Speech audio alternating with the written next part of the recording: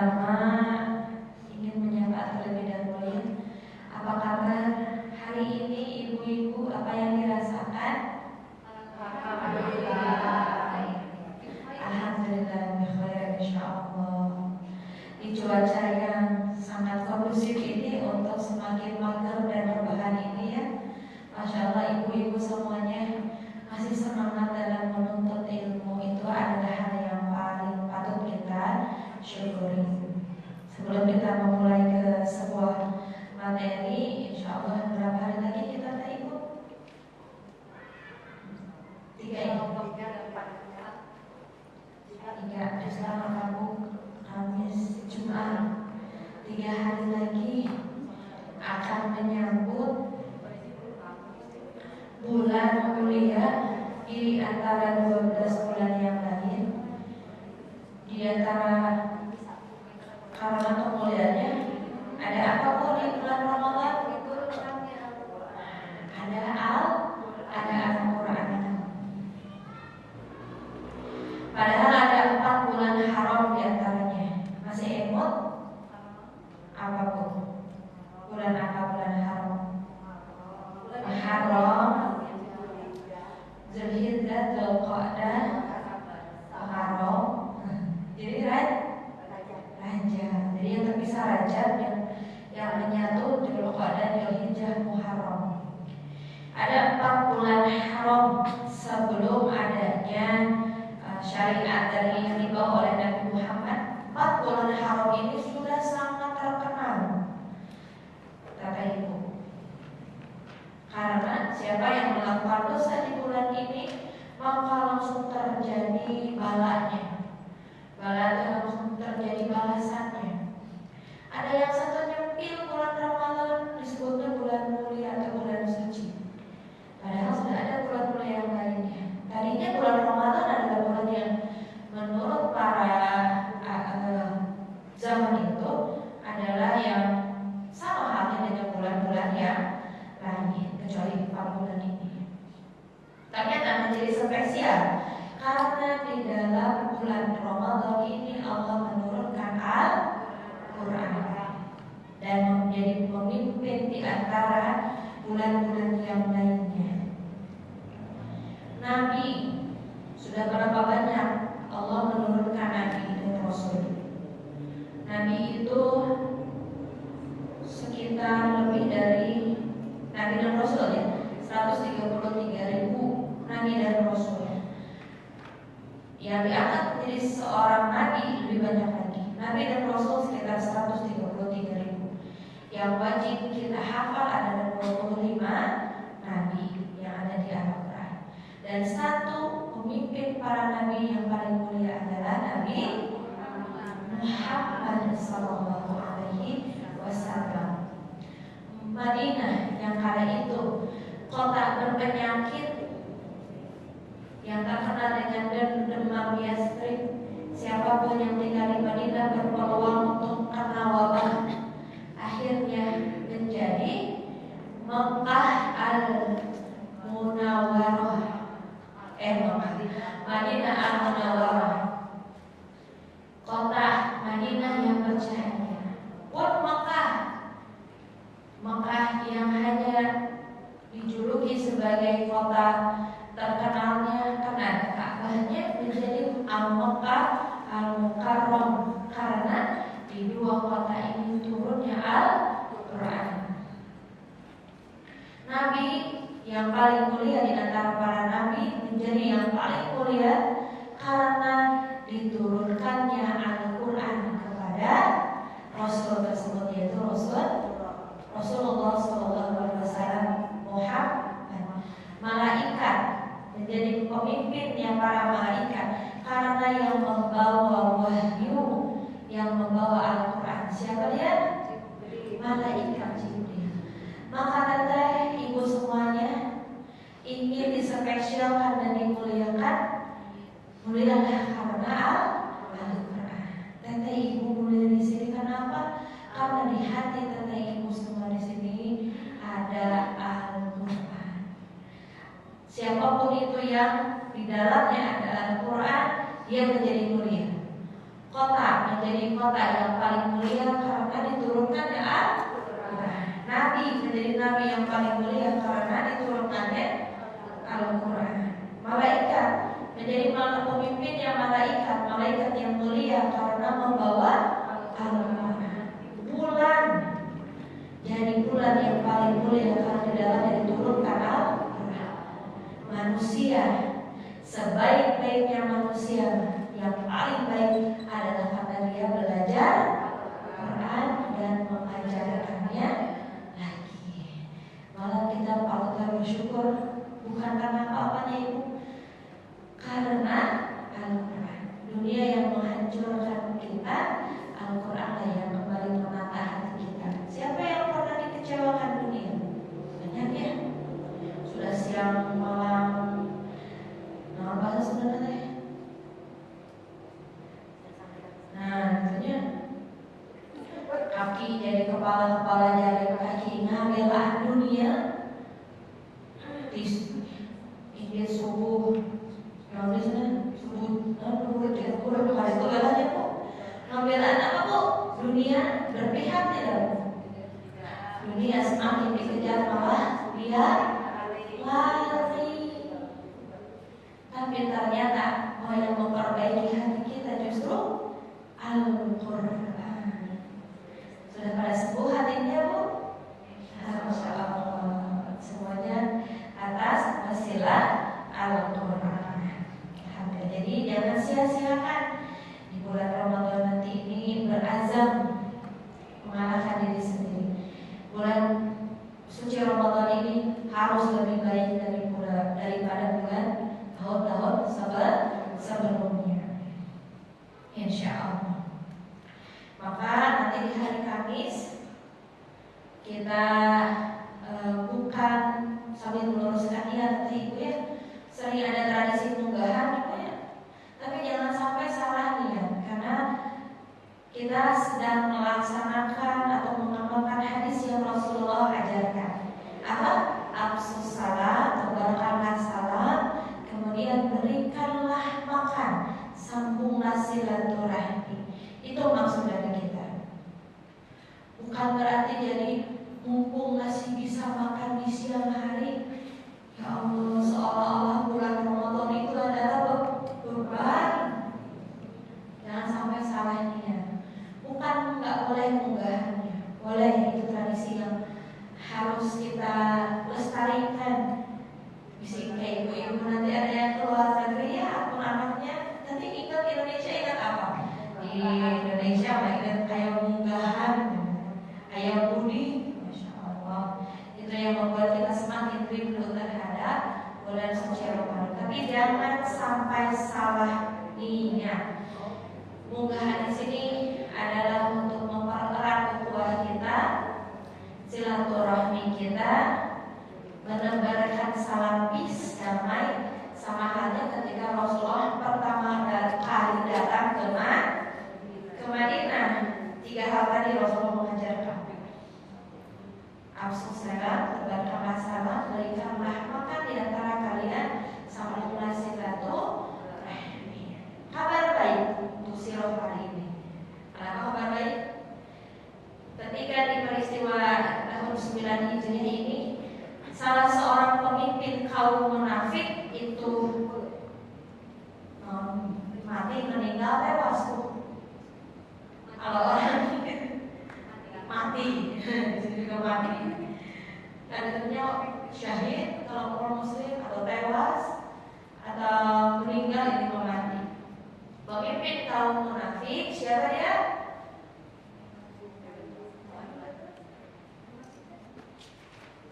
Dia mati. Siapa?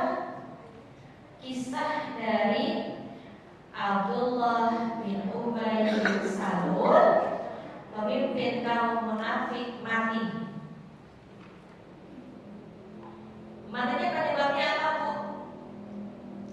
Salah satu penyebabnya kenapa Abdullah bin Ubay bin Salul ini bisa mati, bukan hanya karena dicabut malaikat Jibril ya, tapi dia sakit selama beberapa hari di akhir bulan Syawal,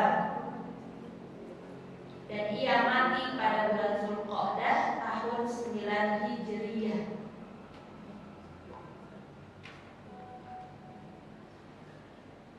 Kapan matinya? Akhir bulan Syawal, dan sakitnya dan matinya pada bulan Zulqa'dah tahun 9 Hijriyah. Syawal, Zulqa'dah, Zulhijjah, Muharram. Namun kita mengenal Zulqa'dah Hapit Raya Bumbu. Jadi itu Muharram. Diriwayatkan dari Usamah bin Zaid, ia berkata, Rasulullah pergi untuk menjenguk Abdullah bin Ubay saat ia sakit. Masya Allah, ini akhlaknya Rasulullah. Kalau kita mau datang, untuk kita, saya mau datang, kalah. Yang terus-terusan menghalangi dakwah, tapi Rasulullah menjenguk Abdullah bin Ubay bin Salul. Saat masuk, Rasulullah mengetahui tanda-tanda kematian. Jadi Rasulullah tahu tuh sakit yang dia itu menjadi sebab kematian atau sakit yang jadi ujian. Kemudian beliau bersabda kepada Abdullah bin Salul itu, aku sudah pernah melarangmu untuk mencintai Yahudi. Kemudian Abdullah bin Ubay berkata, Sa'ad bin Surarah telah membenci mereka, kemudian ia mati. Siapa Sa'ad bin Surarah? Orang Ansor. Orang Ansor benci ke Yahudi, malah mati. Kemudian dia mati. Lalu ketika Abdullah bin Ubay mati, putranya siapa bu? Nama dari Abdullah bin Ubay bin Salul ini anaknya namanya siapa? Abdullah lagi. Jadi anaknya Abdullah bin Ubay bin Salul. Beliau mendatangi Rasulullah beliau meminta agar diberi pakaian Rasulullah untuk mengkafani jenazah ayahnya. Dan Abdullah ini anaknya ini seorang muslim yang baik ibu. Bahkan ketika terjadi fitnah kepada Aisyah itu, yang peristiwa hadis Zul'ifaq itu bu, kan yang memfitnahnya salah satunya adalah Abdullah bin Ubay bin Salul. Anaknya ini menawarkan dirinya kepada Rasulullah, ya Rasulullah, mau saya bunuh atau ayah saya karena sudah menyakitimu. Ada bu yang seperti itu, saking mencintainya Rasulullah, saking mencintainya Islam, anaknya sendiri, ya Rasulullah, mau saya bunuh ayah saya karena sudah menyakiti engkau dan keluargamu. Hebatnya bu ya. Kalau kita mau anak durhaka, berarti apa katanya? Tidak ada ketaatan dalam kemaksiatan. Apa yang dilakukan oleh Rasulullah ketika diminta bajunya Rasul untuk menjadi kain kafannya Abdullah bin Ubay bin Salul? Rasulullah memberikannya. Jadi kasih bajunya biasanya nanti ada hukum setelah ini. Memberikannya dan kemudian Rasulullah mensolatinya. Kemudian Rasulullah berdiri untuk mensolati jenazah ayahnya itu. Umar kemudian menghampiri Rasulullah sambil menarik baju beliau, atau sambil kemudian menarik baju beliau. Umar menarik apa? Ayo, Umar berkata, wahai Rasulullah, engkau hendak mensolati dia, padahal Allah melarangmu untuk mensolati dia. Nih, Rasulullah kemudian menjawab, Allah memberiku pilihan. Allah berfirman di Quran surat At-Taubah ayat 80 tentang hukum ini. Hukum mensolati si Abdullah bin Ubay bin Salul ini. Jadi Rasulullah masih diberi pilihan setelah ini. Namun setelah mensolati Abdullah bin Ubay bin Salul ini, turun lagi ayat yang melarang mensolati kaum munafik. Isinya seperti ini, atau ayat 80. Kamu memohonkan ampun bagi mereka atau tidak, bagi mereka adalah sama saja. Kendati pun kamu memohonkan ampunan bagi mereka 70 kali, namun Allah sekali-kali tidak akan memberi ampunan kepada mereka. Yang demikian itu adalah karena mereka kafir kepada Allah dan Rasul-Nya, dan Allah tidak memberi petunjuk kepada kaum yang fasik. Jadi mana pilihannya? Kata Rasulullah, kamu memohonkan ampunan bagi mereka atau tidak. Nah, jadi boleh di ayat ini Rasulullah mentadabburinya, walaupun ujung-ujungnya tidak akan dimaafkan, tapi boleh mau meminta ampun atau tidak, keputusan Allah tetap sama. Kata Rasulullah, dan aku akan memintakan ampunan lebih dari 70 kali. Kemudian Umar berkata, dia orang munafik ya Rasulullah. Kemudian Rasulullah akhirnya mensolati jenazah Abdullah bin Ubay bin Salul. Kemudian Allah menurunkan ayat At-Taubah ayat 84.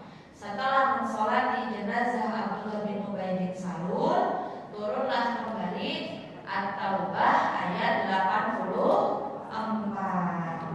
Yang isinya, yang bunyinya, yang firmannya, dan janganlah kamu sekali-sekali menyembahyangkan jenazah seorang yang mati di antara mereka, dan janganlah kamu berdiri mendoakan di kuburnya. Sesungguhnya mereka telah kafir kepada Allah dan Rasul-Nya, dan mereka mati dalam keadaan fasik. Ini jadi hukum itu bahwa tidak boleh mensolati orang munafik. Ibu. Sedangkan ada sebuah hadis yang mengatakan bahwa salah satu ciri orang munafik adalah dia berat di dua sholat ini. Salat apa, Bu? Isya dan subuh. Sudah ada tanda-tanda kemunafikan dalam dirinya. Pak munafik itu fasik gitu. Dan kalau sama-sama paham agama, ketika kita tahu bahwa ini tara sholat, khususnya tara sholat Isya dan subuh, berarti itu haram untuk disolatkan. Tapi kita hanya berhusnuzon, buatin sholatnya di rumah atau ini. Sedangkan Abdullah bin Ubay bin Salul ini menampakkan kemunafikannya, menampakkan permusuhannya. Tinggal cek ke diri kita tuh, apakah beratnya sholat subuh dan sholat isya kita ini menyebabkan kita terhalang dari disolati oleh kaum muslimin. Sebuah hadis yang lain itu 40 orang yang mensolati jenazah kita, dan 40 orang ini tidak berperilaku syirik. Kemudian mereka mensolati kita dan mendoakan ampunan kita, ampunan bagi kita, maka orang tersebut, jenazah tersebut akan terlindungi dari fitnah kubur. Jadi saling berwasiat satu sama lain. Ada berapa santri di RT Kiki ini? Lebih dari 40, Bu. Nanti kalau saya wafat, tolong jangan cuma ngasih amplop aja ya, Bu. Itu mana sunnah. Datang lebih awal, sholati, kemudian doakan. Karena itu yang paling dibutuhkan. Yang amplop mah nggak usah dari kemana. Ini ada terbiasa dan apa. Itulah saling berwasiat. Maka kita berteman itu dengan orang yang soleh itu banyak sekali manfaatnya. Memilih teman yang soleh itu berarti kita sedang memilih siapa yang akan mensolati kita nanti. Karena 40 orang kita disolati oleh orang yang tidak berbuat kesyirikan, tidak berbuat kesyirikan dan tidak pernah berbuat kesyirikan, maka doanya terkabul dan kita terhindar dari fitnah kubur. Masya Allah. Maka setelah itu tidak ada lagi ketika orang munafik yang meninggal, yang wafat, tidak ada yang mensolatinya. Namun saat itu orang munafik itu terang-terangan. Setelah Rasulullah wafat, mereka orang-orang munafik ini tidak terlalu terbuka permusuhannya, hanya sir di dalam dada mereka. Kecuali siapa yang mengetahui rahasianya, salah seorang pemegang rahasia Rasulullah, yaitu Huzaifah bin Yaman. Siapa? Huzaifah bin Yaman. Seorang sahabat yang mengetahui rahasia Rasulullah tentang keberadaan orang munafik, siapa-siapa saja nama orang munafiknya. Maka Umar saat itu ketika ada kaum muslimin yang wafat, Umar tinggal lihat Huzaifah. Huzaifah ikut sholatnya atau tidak ya? Kalau ternyata Huzaifah tidak ikut sholat ini, maka Umar pun tidak. Berarti dia orang munafik. Segitu ibu. Barakallahu fikum. Itu. Dan Umar adalah orang yang termasuk paling takut tergolong menjadi orang munafik. Ini ada kaidah hukum lain bu. Semakin kita takut kita terkena penyakit fasik, ternyata terkena penyakit nifak, munafik, semakin kita terhindar. Semakin kita merasa gimana, alhamdulillah, mosda-oso cekap sholat dia tinggal ini, merasa aman dengan amal solehnya, itu lebih dekat dengan kemunafikan. Wallahu a'lam bishawab. Segitu mungkin tadi pasti yang sangat nikmat. Nah, kita berdoa kepada Allah semoga terhindar dari penyakit yang tidak ada obatnya ini, yaitu penyakit kemunafikan. Selain daripada taubatan nasuha, dan syarat bertaubat itu setidaknya ada 4. 1, menyesal, ngaku, tidak akan mengulangi lagi. Kemudian menggantinya